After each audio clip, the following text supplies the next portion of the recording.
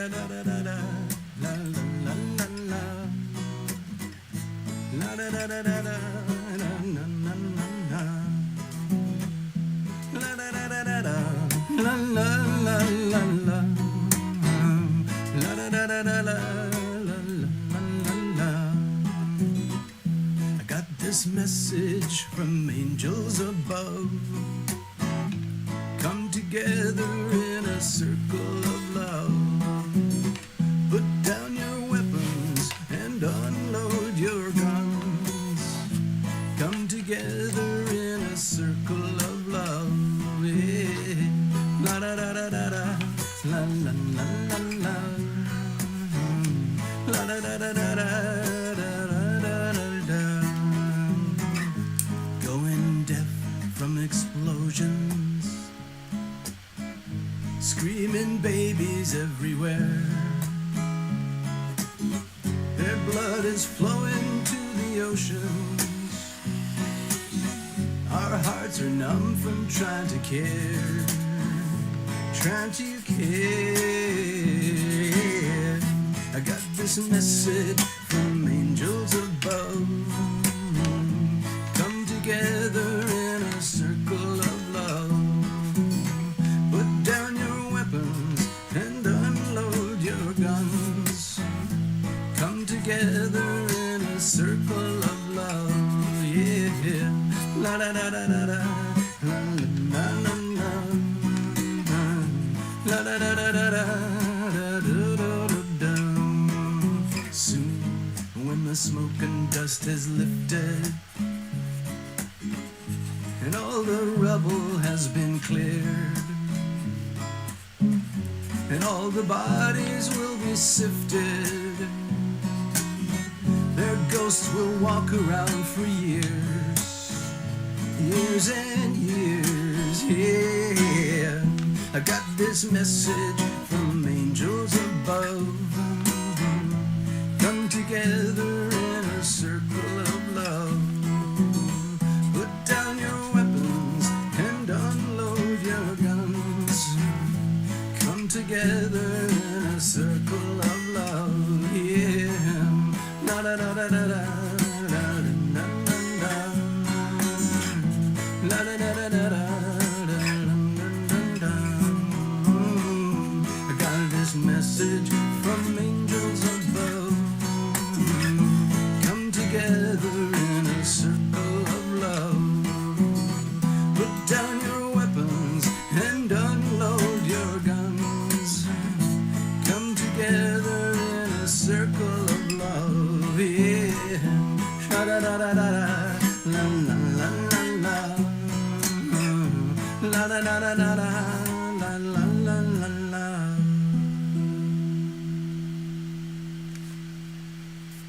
So there you go.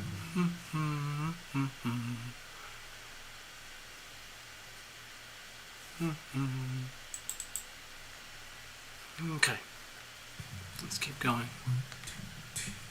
Do do do do do do do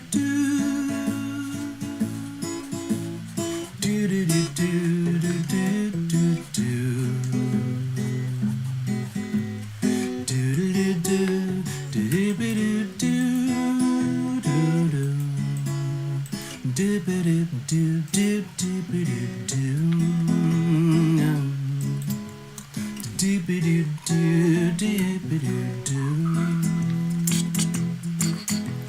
I'm waiting on the will of heaven today. I gotta tune in to what the angels say. I listen for the good news coming my way. I'm waiting on the will of heaven today. I'm waiting on the will of heaven today. Do do do do do do do do.